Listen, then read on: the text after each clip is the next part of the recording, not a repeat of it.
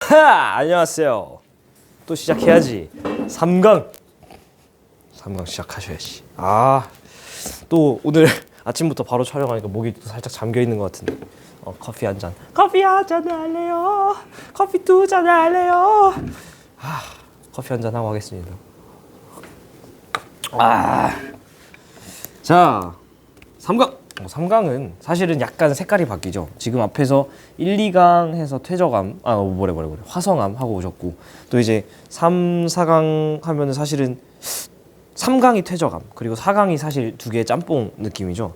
그래서 여러분이 지금 요 3강을 보시기 전에 약간 셀프 체크를 한번 하는 겁니다. 지금 영상 시작하기 전에 1강, 2강을 복습을 한번 하고, 복습이라는 건 뭐 그렇게 거창하게 하는 게 아니고요. 틀렸던 거 오답 한번 싹 내가 이거 왜 틀렸었지 약간 애매했던 문제, 어려웠던 문제. 예를 들면은 바로 전 영상이 10번 굉장히 문제가 괜찮잖아요. 물론 토일렛 이슈가 있어서 약간 제가 횡설수설한 감도 조금 있더라고요. 근데 어쨌든 다 알아들으셨을 거라 믿어요. 이거 두 개가 합쳐져 있으면 방정식을 세워서 막 이렇게 해야 되는 복잡한 이런 거 좀 잘 안 됐으면 연습도 한 번만 더 해보고 몇 분 안 걸려 하고 상황 하는 겁니다. 아시겠죠? 자, 가자. 자, 들어가자.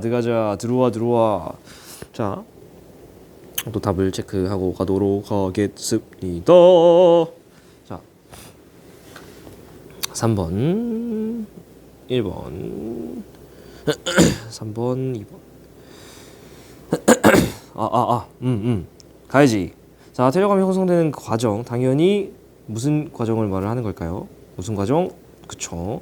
맨 처음에 퇴적물들이 다져지고 그 다음에 교결작용까지 이렇게 되는 거잖아요. 그래서 다짐작용과 교결작용에 대한 이야기. 그래서 보시면은 점점 애들이 서로 막 다져지니까 가까워지죠. 가까워지니까 다짐작용의 키워드는 밀도가 커지고 이 사이사이에 빈 공간인 빌공자를 쓰는 공극이 점점 줄겠죠. 지들끼리 달라붙으니까. 그래서 공극은 감소하고 있는 그런 과정을 나타내고 있습니다. 그래서 기억을 은근히 또 막 물어보시던데 어려운 거 아닌데 퇴적물 입자들끼리 접촉 면적은 당연히 애들끼리 달라붙으면 붙을수록 지들끼리 더 떡질 거잖아요. 그러니까 붙어있는 면적 자체가 당연히 늘어나겠죠. 그래서 뭐 어려운 건 아니고요. 그냥 생각하면 금방 할 수 있고 니은도 은근 많이 질문하시던데 저 데이터를 보시면은 첫 번째 스텝은 다짐작용, 두 번째 스텝은 교결작용이라고 일단 제가 또 가르쳐 드렸지만은 자연이라는 건 언제나 이게 칼같이 잘리지가 않아요. 그래서 사실 이 그림 보시면은 동시에 진행 중이라는 거를 쉽게 알 수 있습니다. 그래서 완료된 후가 아니고 그냥 동시에 진행되고 있다. 물질 밀도 증가하고 있다는 얘기 해드렸습니다. 그죠? 개념 공부 잘하고 오시면 돼요. 자, 퇴적물이 쌓인 지점에서 깊이에 따른 물량 A. 새로운 그래프 나왔으니까 어떻게? X축, Y축 단위인데 A가 지금 뭐가 들어갈지 모르겠지만은 깊이가 깊어짐에 따라서 같이 증가하고 있는 경향을 보이죠. 그렇죠? 그래서 깊이가 깊어질 때 같이 증가하는 친구가 그러면은 첫 번째 압력. 제가 앞의 영상들에도 계속 말씀드렸는데 깊이랑 압력은 그냥 혼용해서 쓴다 그랬죠. 왜냐면은 이렇게 내가 위에서 아래로 땅을 파고 들어갈 때 아래쪽에 있다면은 나를 누르고 있는 이 땅의 무게가 생기고 이게 결국엔 나에게 압력으로 프레셔로 작용을 하는 거죠. 그래서 이런 식으로 압력 됐고 입자 사이 평균 거리는 점점 줄어들겠죠. 지들끼리 가까워 위에서 찍어 누르니까 막 압축 될 거잖아요. 그러니까 아래쪽이 사실은 다져짐 작용이라던가 다져짐 작용으로 인한 속성 작용이라던가 이런 것들이 좀 더 우세할 거라는 거죠. 다져짐도 우세하고 아래가 속성 작용도 우세하고 심플하게 퇴적이라는 거는 역전되지 않았다는 가정하에 어디서부터 쌓이죠? 아래부터 이렇게 쌓이지. 그래서 지층 누중의 원리라는 거에 의거하면 아래쪽 지층이 위쪽 지층보다 나이가 연령이 더 많겠죠? 그래서 이런 나이까지도 사실은 알 수 있는 내용이고 오케이. 그래서 퇴적물 내부에 이건 틀렸고 내부에서 교결물질의 양분의 이렇게 여러분 이거 어디다 적어놓으세요. 문제 처음 풀어보신 분들 친절하게 이게 분수로 주어질 때 여러분이 굉장히 당황하는 경우가 많아요. 근데 이게 왜 분수로 주어지면은 뭔가 되게 어려워 보이고 두 개를 동시에 생각하려고 하고 그러니까 꼬이고 이런 건데 여러분 얘네들을 분자랑 분모로 분수로 나오는 경우에는 분자와 분모를 각각 생각하자. 각각 생각. 이러면은 해결이 다 됩니다. 적어 놓으셔야지. 한마디로 해보면 되지. 공극의 부피만 읽으라는 거예요. 깊이가 깊어지면은 공극의 부피는 어떻게 될까? 아까 말씀드린 것처럼 다저짐 작용이 엄청나게 많이 찍어 누르니까 공급의 부피 분모는 줄 거야. 분자는 줄 거야. 그죠? 분자는 줄죠. 이에 비해서 이번 분모만 읽어요. 깊이가 깊어지면은 교결 물질의 양은 점점 속성 작용이 많이 되니까 늘어나겠죠. 자, 그러면은 보시면은 분모는 커졌고 분자는 작아졌으니까 전체 값은 그렇지. 전체 값은 감소. 이런 식으로 푸는 겁니다. 어려운 거 하나도 없다. 됐지? 자, 그다음 3번. 이것도 자료 자체가 조금 특이해서 여러분이 안 본 사진이 좀 등장해서 당황하셨을 수도 있는데 글로 다 적혀 있어가지고 어려운 거 하나도 없죠. 서로 다른 퇴적암이 기원이 된다. 근데 생물체의 유해가 쌓여서 만들어낸 퇴적암이 뭡니까? 바로 유기적 퇴적암이죠. 자, 퇴적암의 종류 총 몇 가지 있죠? 3가지. 첫 번째는 쇠설성, 그 다음 화학적, 유기적 이렇게 있는 거죠. 쇠설성 퇴적암의 분류 기준은 그렇지, 입자 크기에 따른 분류 잘 복습하고 오세요. 개념 영상 다 있습니다. 화학적 퇴적암은 침전작용, 유기적인 거는 유해나 골격, 생물체가 직접적으로 사망해가지고 쌓인 것들을 우리가 유기적이라고 얘기를 하죠. 그래서 석회질 생물체가 쌓이면 뭐 돼? 무슨 암이 돼? 석회질이니까 석회암. 그렇죠. 화학식도 알고 계셔야지. CaCO3 이 정도는 우리가 아무리 그 화학 선택자가 아니어도 아셔야 됩니다. 자, 규질이 쌓이면은 규조토나 처트가 된다라고 말씀드렸죠. 오케이? 그래서 얘도 화학식 어느 정도는 간단하게 알고 계셔야 됩니다. 규질이니까 Si, 그래서 SiO2 이 정도는 알고 계시는 게 여러분의 신변에 도움이 될 겁니다. 이 정도 외워주세요. 아시겠죠? 가가 퇴적되어 생성된 퇴적암의 예로 석회암 바로 나오잖아요. 석회암. 다음 나가 퇴적되어 생성된 퇴적암에는 생물체 골격 흔적이 발견될 수 있다. 이 규질이라는 친구는 굉장히 답지에도 적혀 있지만 단단한 특성을 갖고 있습니다. 그래서 이 단단한 생물체의 골격, 뼈 말하는 거죠. 골격 나타날 수 있습니다. 가나가 퇴적돼서 생성된 퇴적암은 모두 화학적 유기적 아웃 됐지요. 자, 해양 환경에서 형성되는 퇴적 구조 ABC의 특징을 벤 다이어그램으로 나타낸 거고요. 연은, 전은, 건열, 점유층리 중에 하나입니다. 자, 물결의 영향 키워드. 물결의 영향은 연은이나 사층리일 텐데 여기서는 연은 그죠? 쐐기 모양의 틈 갈라져서 건조해가지고 파열된 건열이죠. 건열. 그리고 역전 여부를 알아내는데 점유층리. 점유층리는 기본적으로 별일 없으면 아래쪽의 입자가 크고 위쪽으로 하면 입자가 작아지는 그런 경향이 있죠. 점유층리에서 여러분이 조심하셔야 되는 게 뭐냐면 꼭 적어 어디서 만들어지죠? 주로 여러분이 여기만 생각하셔. 점유층리는 해양 환경에서 아주 수심 깊은 대륙 경사면대에 있는 약 3km에서 6km 지점에 와르르 쏟아지는 이 저탕류에 의해서 만들어진다고 알고 계세요. 맞아, 저기서 잘 만들어지는 거 맞는데 저 해양저뿐만 아니라 수심 깊은 호수에서도 만들어진다는 거. 아, 선생님 뭐 당연한 얘기를 해요.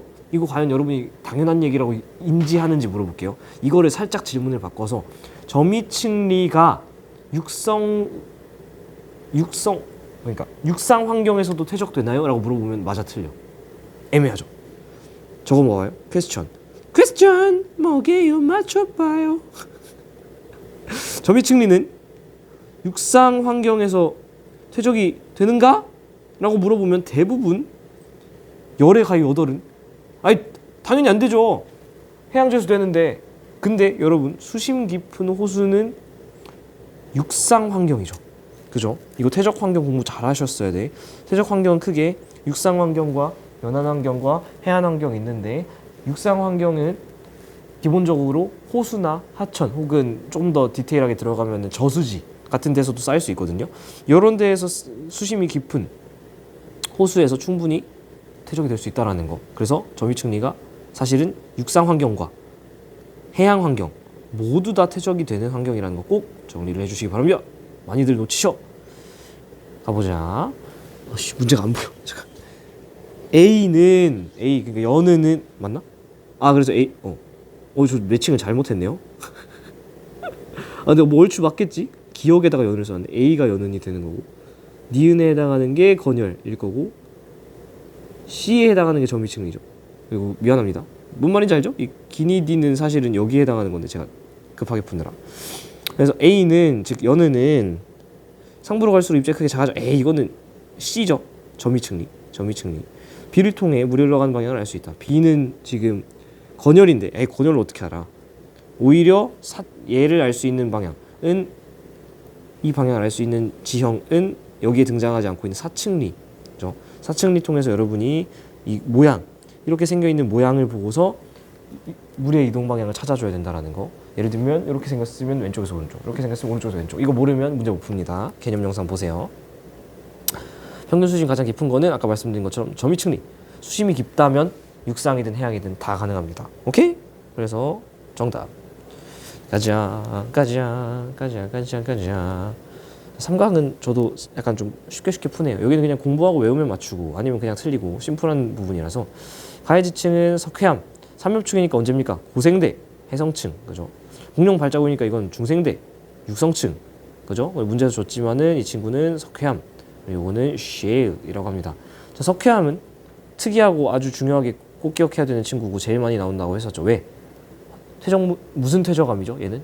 그치? 유기적 퇴적암일 수도 있고 화학적 퇴적암일 수도 있습니다. 그죠? 개념 공부예요. 하지만 셰일은 이에 비해서 입자 크기에 따른 분류라는 무조건 쇠설성 퇴적암이죠. 뭔 얘기인지 모르겠으면 진짜 개념 공부하셔야 돼. 가는 육상 환경이냐? 에이, 삼엽충은 해양 생물체입니다.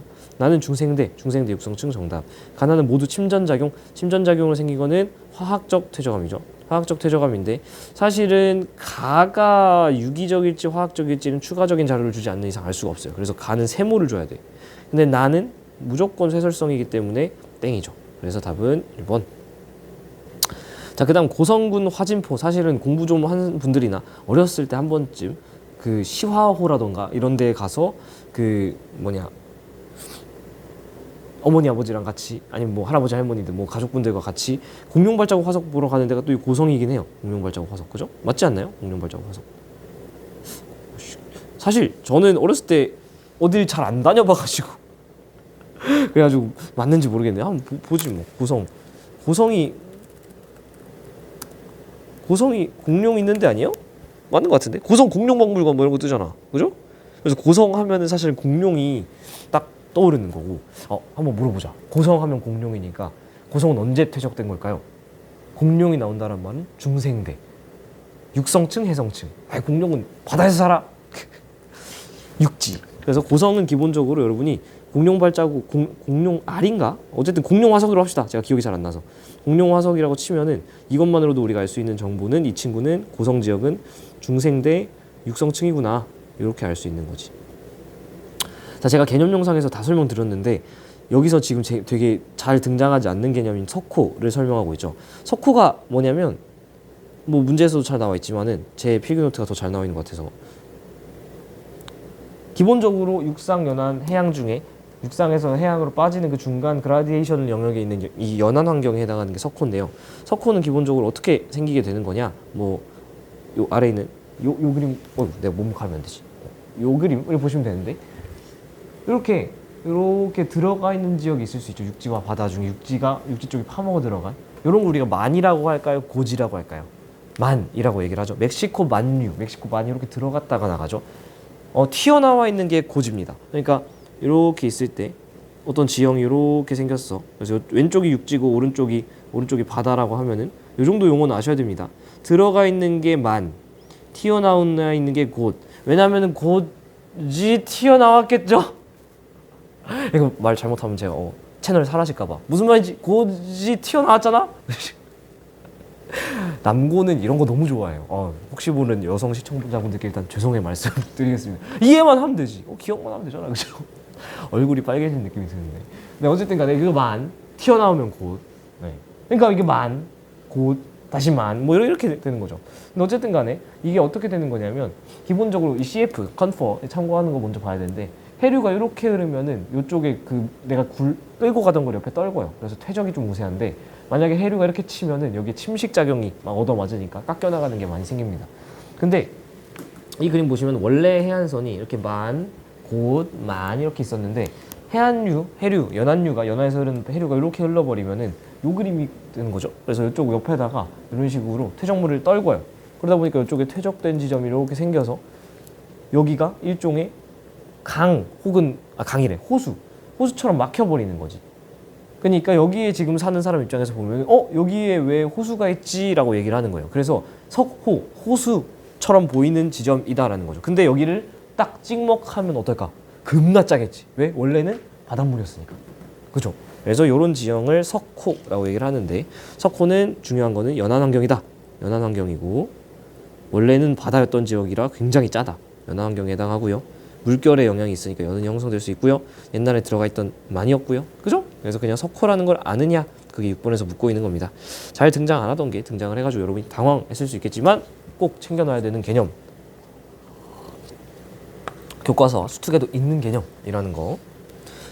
오우 렉이 걸렸어. 하천 부근 지층에서 습곡 단층 뭐 휘어 있으니까 습곡 그리고 단층. 자 일단 기본적으로 습곡이 일어난다는 거는 양쪽에서 눌러주는 그렇죠. 횡압력이 작용했다라는 거죠. 횡압력이 작용했기 때문에 횡압력과 같이 있곤 하는 무슨 단층일까요? 문제의 텍스트만 읽어도 그림 분석 안 해도 횡압력만 봐도 양쪽에서 밀었으니까 역단층이 생길 거라는 거. 역단층과 습곡은 둘이 다 미는 힘인데 왜 어떤 건 끊어지고 어떤 건 휘나요? 바로 깊이 차이라 그랬죠. 엄밀히 말하면 깊이에 따른 온도 차인데 우리가 앞 단원에서 배웠지만 깊이 내려가면은 지하의 온도는 점점 커지죠. 그러니까 얕은 지표보다 깊은 곳의 온도가 더 높아요. 그러니까 아래쪽이 더 말랑말랑한 거야. 그래서 얘가 이렇게 둘 다 미는 힘을 줬어도 위쪽은 따각, 아래쪽은 하는 거죠. 그래서 실제로 야외 답사를 나가 보면은 딱 이렇게 봤을 때 이 지형이 만약에 위로 융기했다 치면은 저 위쪽은 막 역단층이 빠바박 있는데 요 내 눈앞에 있는 건 막 습곡이 있고 막 이런 데도 많아요. 그래서 이런 식으로 이게 똑같이 횡압력을 주더라도 조금 더 유식한 말로 하면 물성, 물질의 성태, 물질의 온도에 따른 애가 좀 더 단단하냐 말랑하나로 습곡이냐 혹은 역단층이냐가 결정이 될 수 있다는 거. 아니나 다를까 여기가 슬라이스를 친 지점을 기준으로 위쪽이 상반이라고 얘기를 했죠. 이게 뭔 소리인지 모르겠으면은 개념 영상 보고 오셔라. 상반이 올라간 거는 역단층, 뭔 소리인지 모르겠으면 개념 영상, 습곡. 그다음에 또 여기도 상반이 여기 잘 안 보이네요. 자료가 잘 안 보이네요. 뭐 요 정도. 확실히 역단층이 있다는 거 알 수 있습니다. 횡압력이 받았고 역단층도 보이고 하반에서는 하반은 어디야? 슬라이스 친 거의 하부니까 요 영역이죠. 여기서 배사와 향사. 배사는 습곡이 이렇게 휘어 있을 때 어디가 배사입니까? 아버지 배처럼 이렇게 누웠을 때 배가 위로 나오잖아요. 그죠? 그래서 여기가 배사, 아래가 향사. 전국에 계신 아버님들 죄송하다는 말씀 드립니다. 물론 우리 아버지 포함. 야 우리 아빠 배가 이렇게 생겼어. 저도 나이 먹으면 그렇게 될까요? 지금 이렇게 슬림하고 맨날 운동하고 그래가지고 다 부진 몸인데 저도 언젠간 그렇게 되겠죠. 세월이라는 게 그렇습니다. 단층 여러분이 배운 단층 딱 세 가지밖에 없습니다.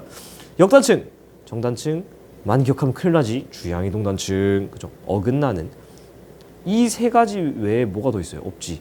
밀면 역, 땡기면 정. 그러면 어긋나게 하면 주양이동, 그죠? 얘는 어긋났으니까 주향이동. 사실 지투하시는 분들이면은 이 주향이라는 말을 굉장히 중요하게 지투해서 다룬다라는 거 알 수 있습니다. 얘가 고유명사가 아니에요. 주향이 또 뜻이 있는 건데 그건 뭐 나중에 지투하시는 분들 하시고요. 이거 이렇게 상반이 내려온 거 정단층. 얘가 바로바로 안 보이면 개념 강의 보고 오셔라. 가가 주향이동, 나는 횡압력이 아니지. 다 장력. 지금 이게 빠른 분은 진짜 개념 영상 보고 와야 돼요. 상반 하반 어떻게 찾는다? 슬라이스를 쳐가지고 위쪽이 상반, 슬라이스를 쳐서 위쪽이 상반. 가, 기억, 니은은 모두 다 상반이다. 땡, 기억. 그쵸? 이게 빠르면 정말 제발 그냥 이거 문제 영상 보고 있는다고 아무것도 안 달라져요. 진짜 제발 개념 영상 보고 오세요. 진짜 걱정돼서 하는 말 진짜. 가야지. 9번 주상절리가 만들어진 모습을 나타낸 것이다. 주상절리는 어디서 만들어지죠? 일단 메커니즘이 뭡니까? 그치? 급속한 냉각. 갑자기 팍 식어야 돼. 그러니까 뭐 해야 돼? 분출한 마그마야 되니까 분출해서 만들어지는 마그마, 암석, 화성암, 화산암이죠. 그러니까 현무암, 안산암, 유문암 다 가능하고 여러 번 강조하고 있지만 밝은 주상절리도 가능하다. 근데 여긴 또 검은 거 줬잖아요. 그러니까 여러분이 항상 현무암질, 주상절리만 생각을 하는데 계속 말합니다. 나는 밝은 유문암질, 주상절리도 가능하다. 부피 팽창? 야 식으면은 부피가 수축하지. 무슨 말도 안 되는 소리야. 팽창 아니고요. 오히려 넘어갈게요. 그냥 기억 방향에서 관찰한 단면은 위에서 내가 이렇게 내려다보았을 때 눈을 이렇게 그려서 위에서 봤을 때 주로 다각형 모양으로 나타낸다. 주로 오각형이나 육각형 모양으로 나타나는 거죠. 그렇죠? 주상절리는 괄호 묶고 화산암에서 잘 나타난다는 얘기 했습니다. 그래서 이거 적어 놓으세요. 제가 정확히 문제는 기억이 안 나는데 기출 문제 중에 중요한 문제는 아니라 제가 굳이 뭐 말은 안 합니다만 가로축이 그 다각형 면의 수고 주상절리 다각형 면의 수 면의 수. 이 정도만 적어 놓으세요. 여기 세로축이 빈도수 한마디로 얼마나 많이 있느냐 이거였거든요.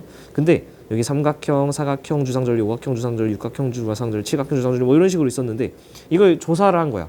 일단 삼각형 개수는 요만큼, 사각형 요만큼, 오만큼, 육각형이 제일 많고 칠각형부터 줄어드는 뭐 이런 자료가 있었어요. 그냥 뭐이 정도만 체크해 놓으세요. 이거 뭐 어려운 문제는 아니었으니까. 그려 놓으시면 되겠지.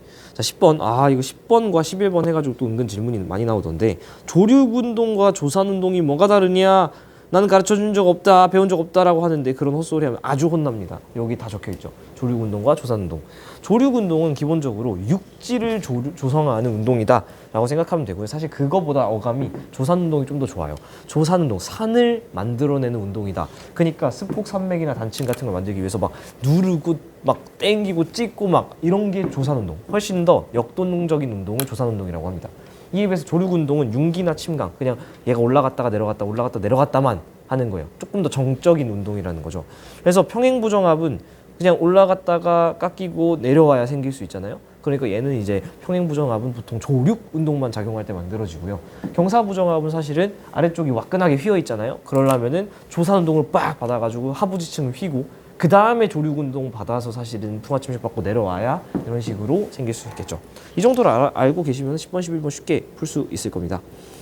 그래서 퇴적암으로 이루어진 지층의 모습과 부정화면의 위치를 나타낸 건데 얘는 지금 평행부정합이잖아요. 그러니까 얘는 조륙운동이 좀 우세했을 거라는 거.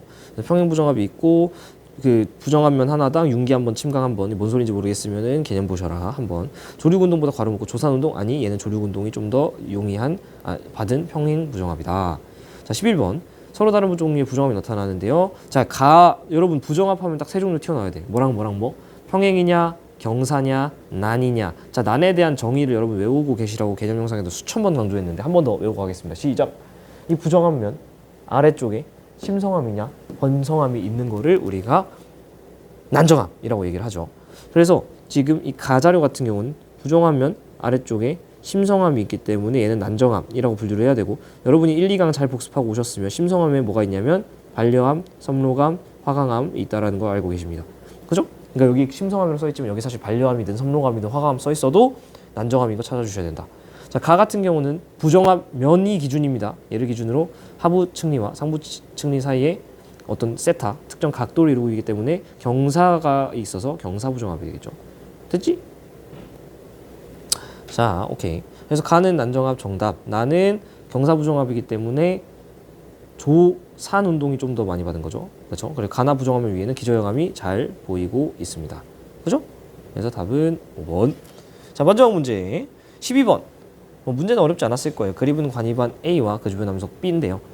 자, 지금 순서 어떻게 되는 거죠? B가 먼저 있었고 그 다음에 A가 관입을 빡 한 거죠. 그래서 A가 먼저 생성이 아니고 B가 먼저 있었는데 A가 나중에 벅 들어간 거고 B 일부가 A 내부에 포획될 수 있느냐?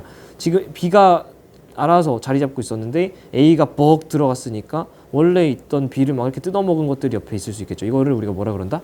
관입과 포획함 세트, 관포 세트라고 얘기를 하죠. 그래서 포획되는 거 당연히 가능하고요. 그리고 B와 근계 맞닿아 있는 A에는 문제 이거 잘 읽어야 돼요.